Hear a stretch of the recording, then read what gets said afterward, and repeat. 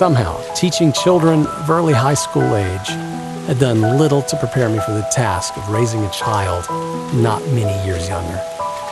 She still had an innocence at her age, while the scamps that I taught, I'm being a bit harsh of course, but well, the students that I taught were in the process of growing up very quickly, a little too quickly, some of them. I sincerely hoped that my Emily wouldn't be quite so precocious by the time she was that age.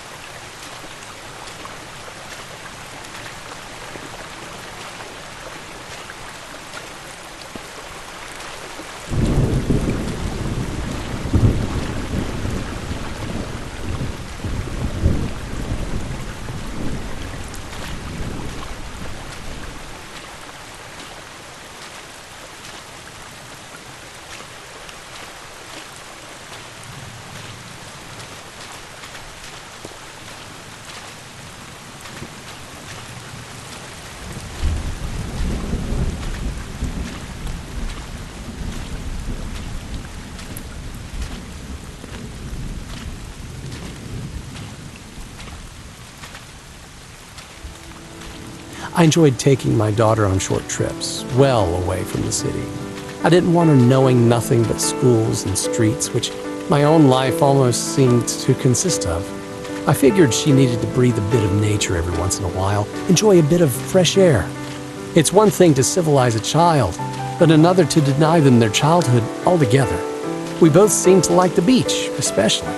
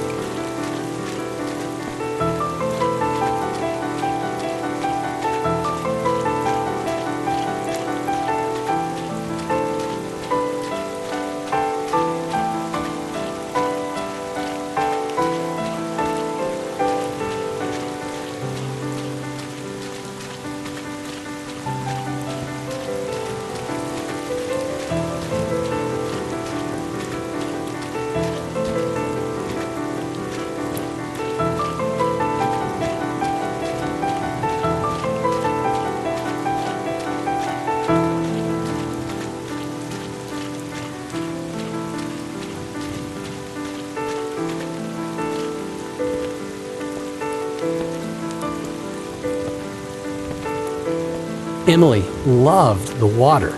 In another life, I believe she could have easily been a fish. Sometimes I even called her my little mermaid. She loved the sand too, and liked to build things with it. One day I helped her make a fairy tale castle and cast her, only in her mind of course, as a kind of mermaid Rapunzel, trapped in a tower far beneath the water, her long hair flowing with the whims of the waves.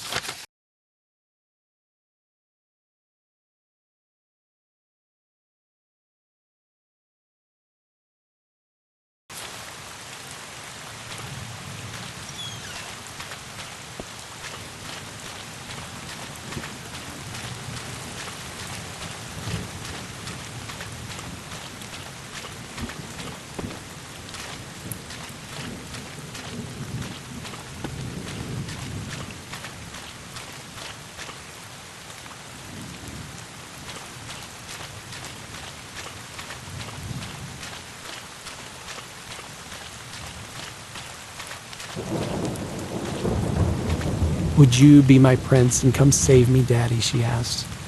"No, sweetie, that'll be another man. We just don't know who yet. But one day your prince will come." I further hoped to myself, and only to myself, that the man in question wouldn't merely break her heart. I wished nothing more for her than to find the happily ever after that eludes so many others.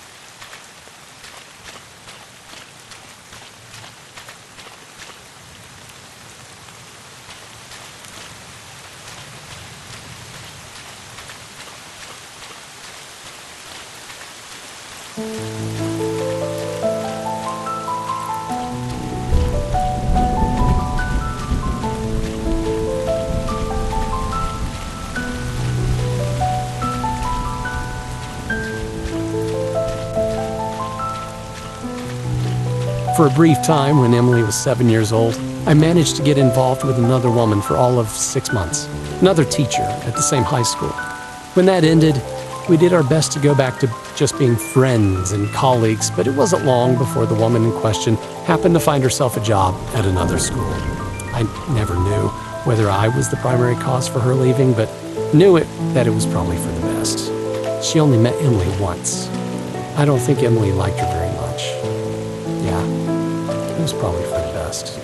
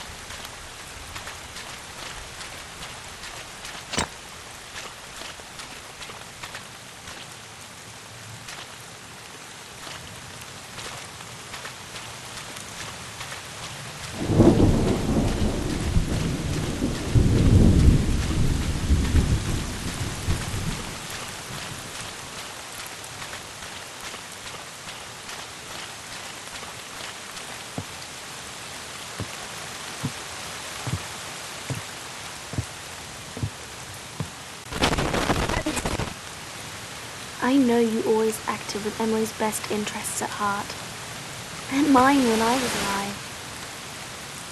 You were a good husband, and a good father. Nobody's perfect.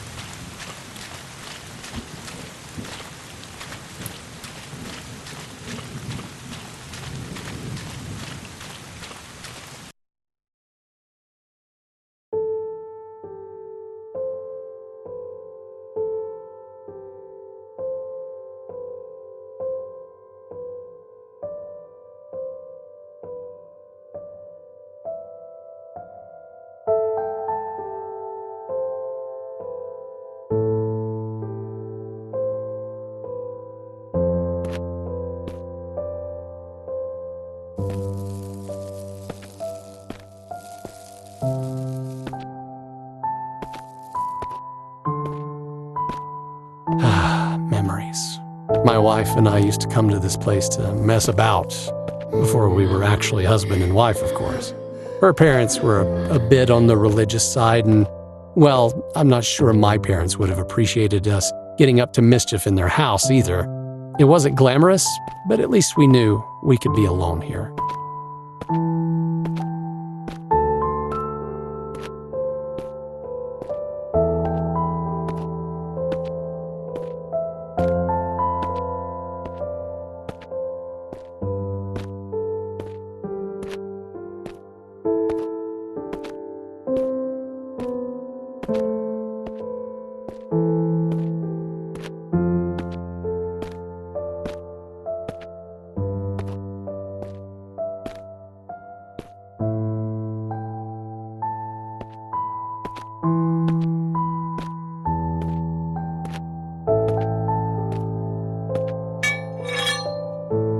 There was that one time, of course, when we were interrupted by the squatter. The poor old guy seemed a bit embarrassed by his discovery, truth be told. We quickly finished up our business and respectfully departed.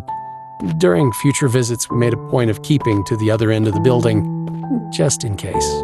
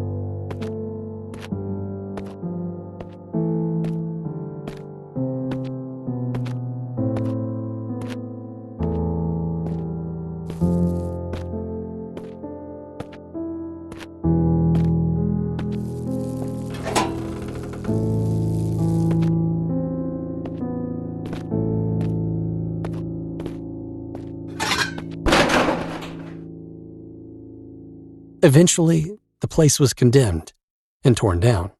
It was no great skin off of our knees, given that we'd already moved on, but I always wondered about that homeless guy. I certainly hope he wasn't inside the building on the demolition day. He'd be long gone by now, either way.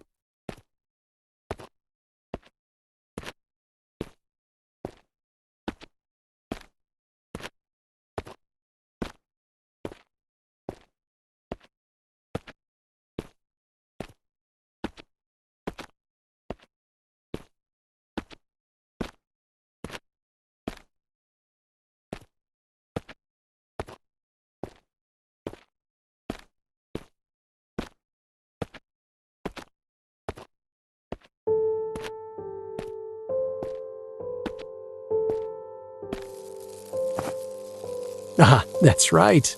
I'd completely forgotten that this is where we found Axel, named him, and jokingly decided to keep him should we ever have a child together. Careful what you wish for.